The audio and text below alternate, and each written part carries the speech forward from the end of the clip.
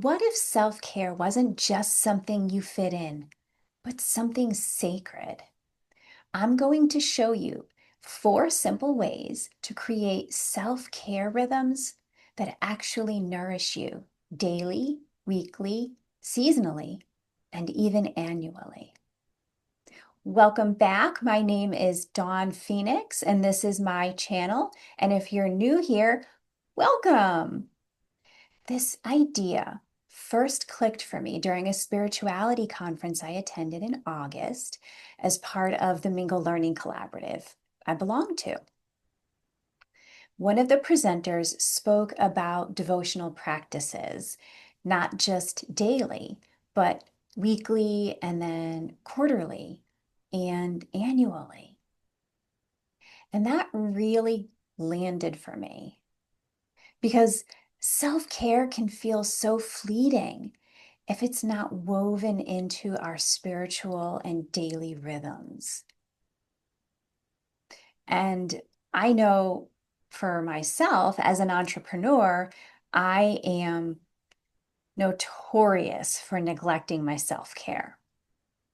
I don't know about you if you're an entrepreneur, but absolutely that is true for me. So I was all over, all over these practices. So in this video, I'm going to show you how I've taken that framework and turned it into my own devotional self-care practice, and how you can do the same in a way that feels sustainable and nourishing in your life. And at the end, I'll share the one practice that surprised me the most and completely shifted how I think about self-care. So let's start with the foundation, daily practices. These are small, nourishing moments that are woven into your day to anchor in that self-care. And for me, if you've listened to any of my other videos and heard me mention, I love dancing in either outdoors or in a patch of sunlight in my apartment here to ecstatic dance music. So every morning when I get up, my routine begins with putting on that music and just letting it flow through me and inform my body of how it wants to move. And for me, that's better than a cup of coffee. I don't drink coffee anyway, but it really gets my day going with energy and vibrance, and it connects me into my body, which I'm a Pisces, so we have trouble sometimes being present in our bodies. So it really brings me in, and it just puts me in a great mood for the rest of the day. So something else, that you could do for yourself could be meditation. And it doesn't have to be long. It could be 5 minutes, or just breathing, just having a grounded breath. And it doesn't have to be at the beginning of your day. This can take place in any time during your day, just as long as you do it daily. So you find time to routinely fit it in. If doing something before bed, feels nourishing for you, then go ahead and do that. Journaling or creating an intention. Some people have a gratitude journal where you just sit down and you think about all the wonderful things that happened. One of the members of my Phoenix Rising community, Elaine, she has a YouTube channel. I'll link it here in the description box. And in one of her videos, she actually talks about every night before going to bed, writing down in a journal a few things that went right for you during the day. And it doesn't have to be a big long list. It can be 2 or 3 things. But just before going to bed, she suggests doing that to get your mind in that gratitude, that attitude of gratitude, that state, so that when you wake up, you're basking in that. And I'm doing that myself. So maybe that's another part of my daily practice. I have two. Yay! Also, movement, going for a walk, stretching, doing yoga, any of these things that you can find time regularly to fit in every day are great. But self-care doesn't stop at the daily level. When we zoom out just a little, there's a rhythm that holds us each week. Weekly practices give us a chance to reset and reconnect more deeply. So for me, what I decided I wanted to do as my devotional practice, my self-care practice each week, was to structure time into my schedule for myself to find healthy, nourishing recipes and to create my grocery list.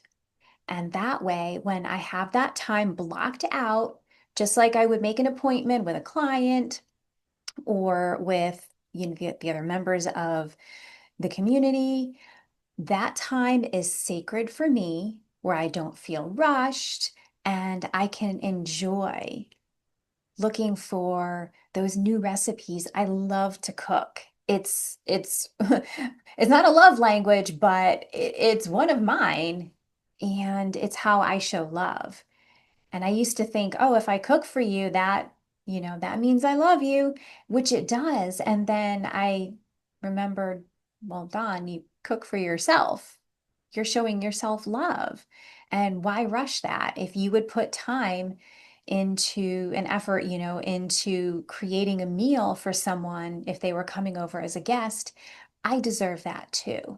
So that's my weekly practice. I put on some music I enjoy, maybe light a candle, and I just feel spaciousness, not rushed, and I have plenty of time. And it only takes me I set aside an hour. And if I feel like I want more, then another day I can set aside another hour. But I make sure I do that at least once a week for an hour. And if I'm not looking up any new recipes, then I'm just making sure that my shopping list is all set so that I don't feel rushed when I'm creating it, putting back in the ingredients from other recipes that I've used in the past.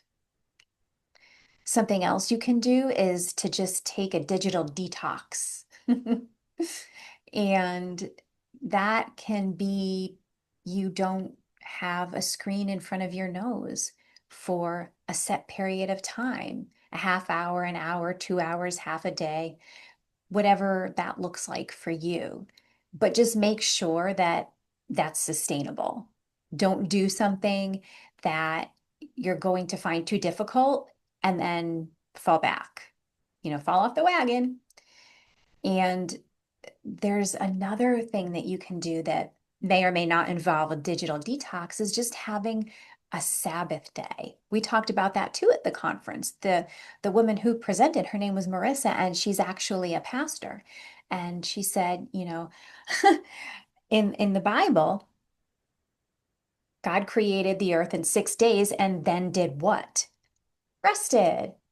If God can take a Sabbath, so can you. And I was like, oh, no kidding, right? If it's good enough for God, it's good enough for me. And I'm not a religious person, but I believe that there's source. And I definitely believe that source is all about self-care because that's nourishing and that's how we grow and stay healthy. So have a day where you don't do anything you don't want to do. You have the freedom to do the things that you want to. You don't have obligations, no soccer games, no potlucks, no meetings. Just have time for you to have that space that is just yours. And it doesn't even have to be a day if that's too much. It can just be a few hours. You could also just take a sacred bath, put some Epsom salts in there, some essential oils, rose petals, whatever feels good to you. Light some candles and just relax. Put on some music. You know, I'm all about the music. You could go for a walk out in nature. It's amazing how nature helps us reset. It is just even for 10 minutes, just to get outside and breathe in that fresh air and connect and be grounded with Mother Earth. And if being with other people and the people you love is part of what brings you joy and energizes you, then something that you can do as a weekly practice for yourself is to plan or go to a family meal and gather around with your friends or your family and just be with them and enjoy that beautiful human connection.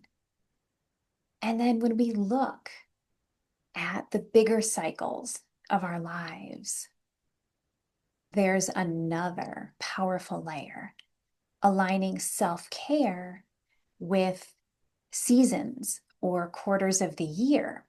So for me, I work with Regina, who's my business bestie and one of my most favorite people in the whole wide world to collaborate with.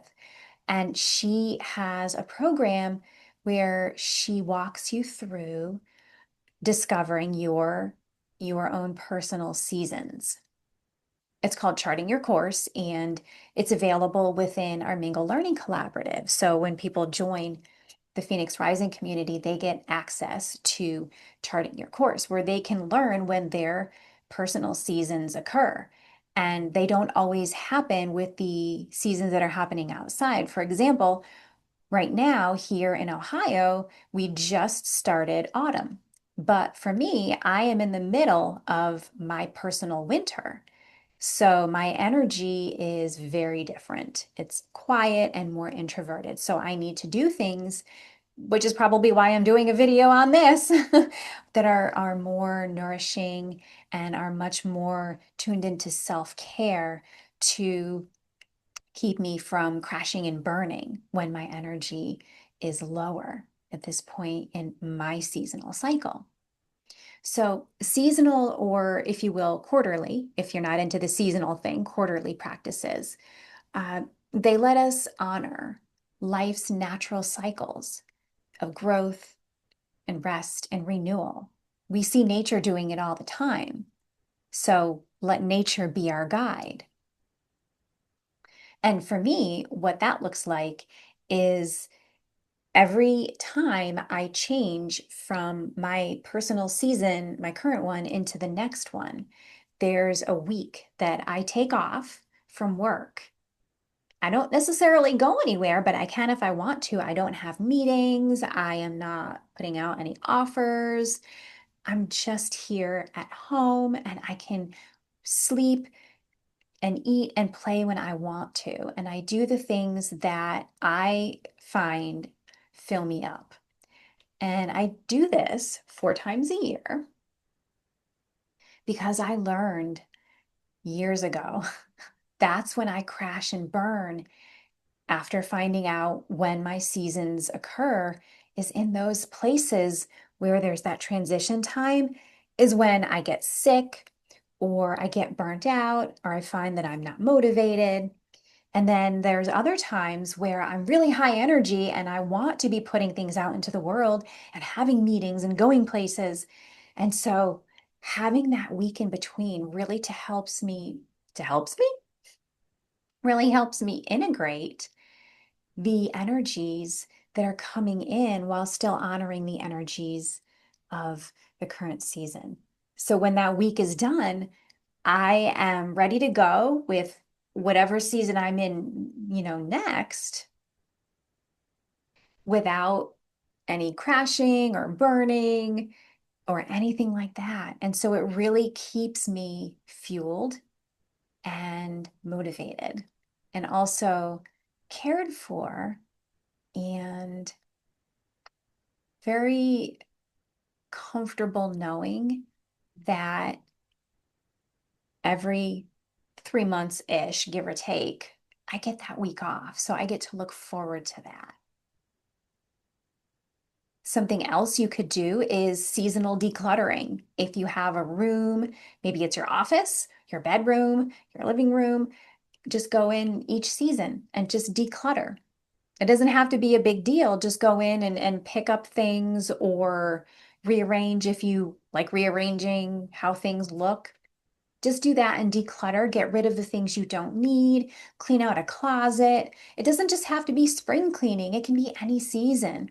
It's just a way to open up that energy and invite in the new. You can have a retreat day or visioning sessions where you just put yourself in a state of mind where you are resting and renewing. Maybe if it's a retreat, it's in a place where you have other people around you and there's guided, practices, or you do something yourself where you have a personal retreat and you go rent an Airbnb for a weekend or even a whole week.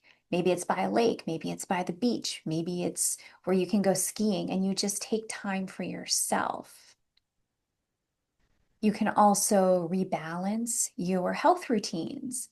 Check out the food you've been eating. Just take a look back and think, okay, go through what you've been eating and say, this is still working for me, or, maybe I should shift that a little bit, tune into your body, see how it's feeling. See if you would like to revisit your sleep schedule. I know for me, in my winter and my fall, I need to sleep way more than I do when I'm in my spring and summer. So just think about that. The routines that you have, your eating, your sleeping, even your movement. Do you want to exercise more? Do you want to exercise less? Just revisit those concepts. And then you can also celebrate the solstices and the equinoxes with rituals if that's your thing. It can be simple rituals like meditations, or if you practice spells, you can set up an altar, you can set intentions. There's tons and tons of ways that you can do that. You can find lots of videos on YouTube, and that's fun to do. And then finally, there's the annual rhythm. And that's the once a year practices that ground us in devotion and reflection. Annual practices can become sacred milestones. Those once a year practices that ground us in devotion and reflection. So for me, I've decided that I think what mine is going to be, because this is a work in progress for me, is to take an annual pilgrimage to the Great Serpent Mound.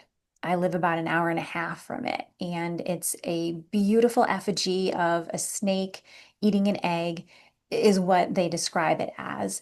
And it was built, they say it was built by the Fort Story ancients, but I think it's older than that. And I have been there a number of times and just had these beautiful spiritual experiences. So you can have a pilgrimage or a retreat. Again, it can be a bigger deal than, maybe what you would do for your seasonal, your quarterly, or even a ceremony that you do once a year. And then you just keep that up for yourself. You could also do a birthday renewal ritual. For your birthday, do something for yourself. Yes, let other people celebrate you, but also plan something for yourself that celebrates life and renewal and celebrates your closing of another trip around the sun, as Jimmy Buffett would say, one of my favorite artists. You can also revisit your vision for life, your personal values. Think about, and reflect on what happened in the past year and what you would like to build or collaborate with other people on or create in the coming year. And then you can just kind of map that out and see what happens for you. Some people really love doing things like that. You could create a vision board. You could do that every year. So when you weave self-care into daily, weekly, seasonal, and annual rhythms, it stops being a luxury and becomes a devotion. And that is a way of living that sustains you. And the practice that surprised me the most was my grocery shopping. I never thought about grocery shopping and creating the list as a way of practicing self-care. I always saw it as a chore. Oh, I have to go do this kind of a thing. And when I was in the conference, it clicked for me. We are what we eat. And when I take that time for myself, I enjoy creating the foods that I love to eat. And then eating becomes a sacred ritual. That becomes self-care. So it kind of just has this beautiful positive feedback loop. And I never thought about it that way. That one shift has helped me stay aligned and balanced and feel deeply cared for.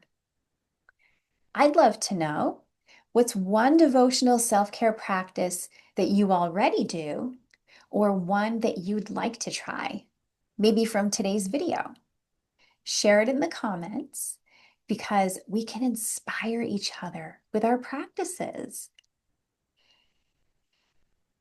And if this message spoke to you, I want to invite you to the larger community I'm a part of.